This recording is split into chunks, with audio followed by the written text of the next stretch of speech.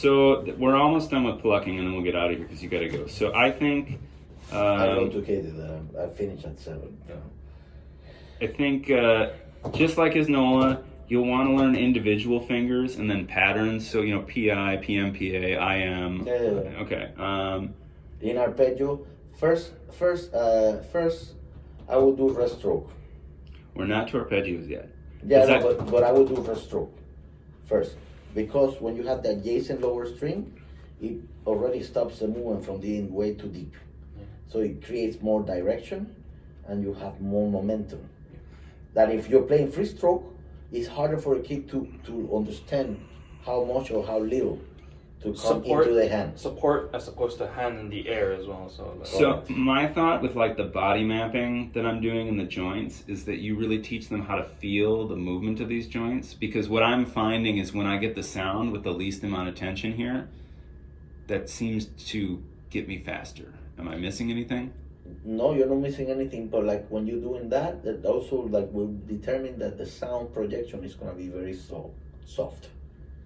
Yeah. Because they need to learn how to get sound from weight and relaxation. So my thought on that is like... And activation of the forearm too, depending. My thought is that you're obnoxious, and then you try to get as close to that sound as possible, but relaxed. Yeah, that's fine. There's nothing wrong with that. Okay. There's nothing wrong with teaching that.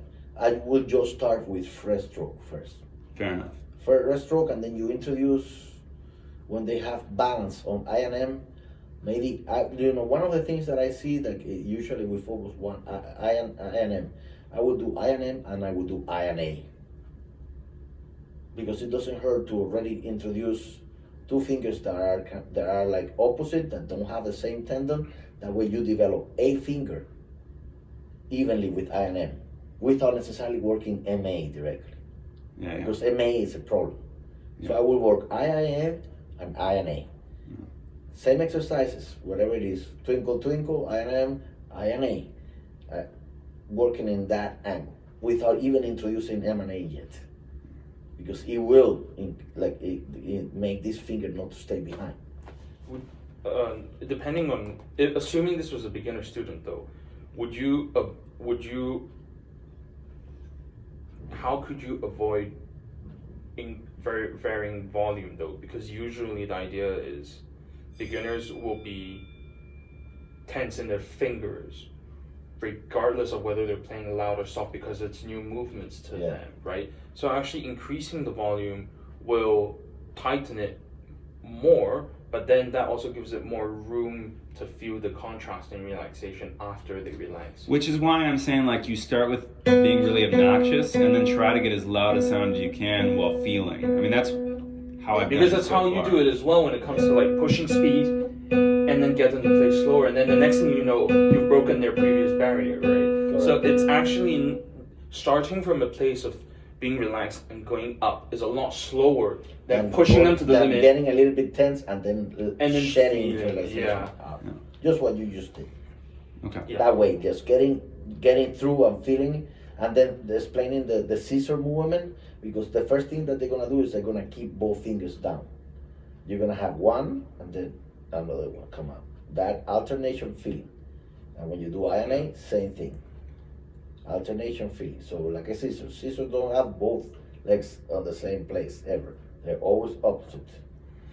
The reason why I brought that up was because, like, how do you then get a student to feel the weight of a string as a beginner if all their fingers are ever doing is being tense in the beginning, right? They don't have room to feel the string, and you can only do it when you relax. So you have to push it, and then you relax, and then bring it down, and then dial it down, and then the other thing you have to learn to feel is like the really pay attention to, like, because if you want your sound to be consistent, like when you're listening to me play the barrios, the reason it's all over the place because of the mechanics.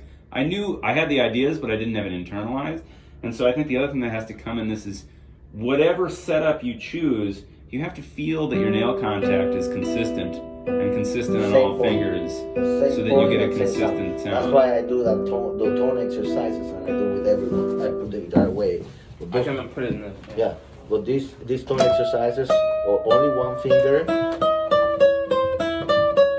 then I do it with M finger, then I finger.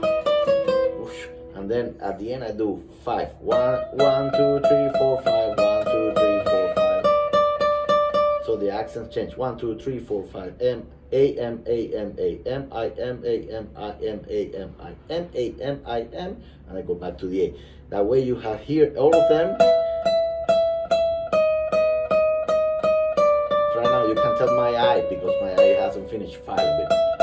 But the idea is that you cannot tell and you don't have any movements in between them. Same tone.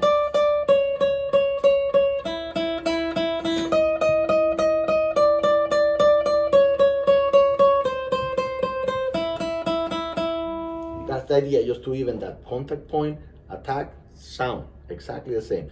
So you won't be able to tell between A, M, or I finger. All right.